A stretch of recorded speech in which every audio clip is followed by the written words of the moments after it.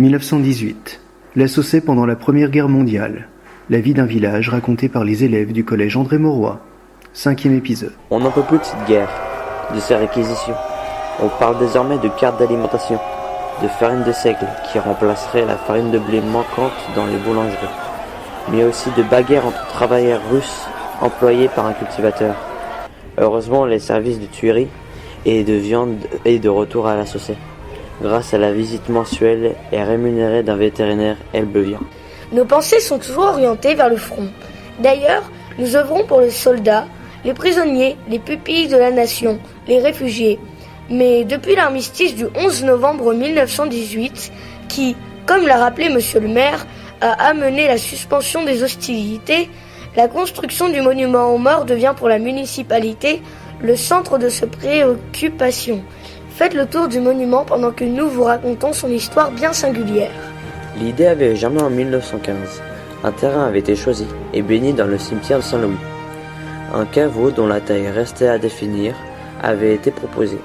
Quelques économies avaient même été réalisées par la municipalité pour financer le projet. La fin du conflit invite la municipalité à activer les démarches. Un comité de souscription se met en marche en 1919, dont le président démissionne car non réélu conseiller municipal. Son remplaçant fait conférer au comité la personnalité civile et, en 1920, modifie le projet en optant pour la sculpture de son ami Robert Delandre, plutôt que le projet Rabille, précédemment retenu. La maquette fournie alors par l'artiste est toujours la propriété de la mairie, et pour des raisons budgétaires, l'idée du caveau est abandonnée au profit de concessions individuelles. À la fin de 1920, le monument est achevé, soit peu de temps après la célébration du 2e anniversaire de l'armistice, où fut planté sur la place de la mairie un arbre de la victoire, peut-être le seul pleureur que vous avez pu admirer près du puits. L'inauguration est repoussée au 2e dimanche de juillet afin que Robert Delandre puisse exposer en juin son œuvre au Salon des artistes au Grand Palais à Paris, ce qui lui vaudra la commande de plusieurs répliques. Une polémique éclate alors dans la presse locale à propos des noms des membres du comité gravés sur le monument aux morts. Polémique vite étouffée par la mairie qui fait effacer rapidement ces inscriptions non désirées.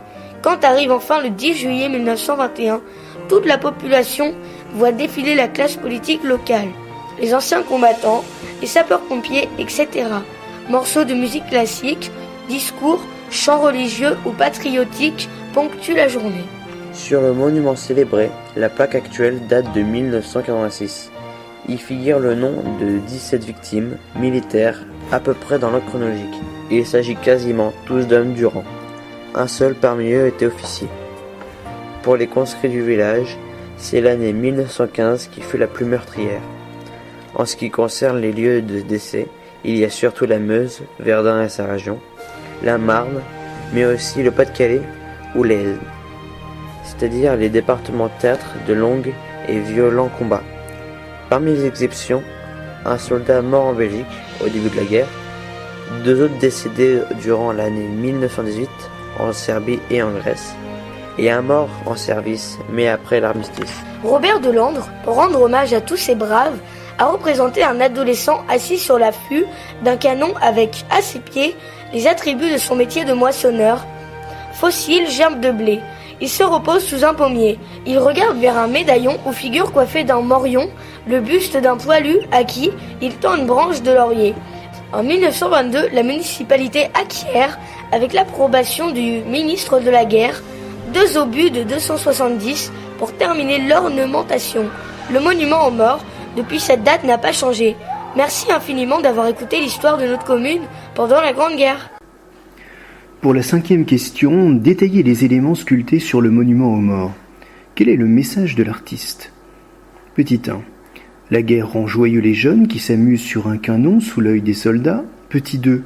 Les jeunes doivent attendre le retour des soldats sous un arbre en cessant leurs activités. Petit 3. Les jeunes générations remercient les soldats d'avoir remporté la guerre et ramené la prospérité.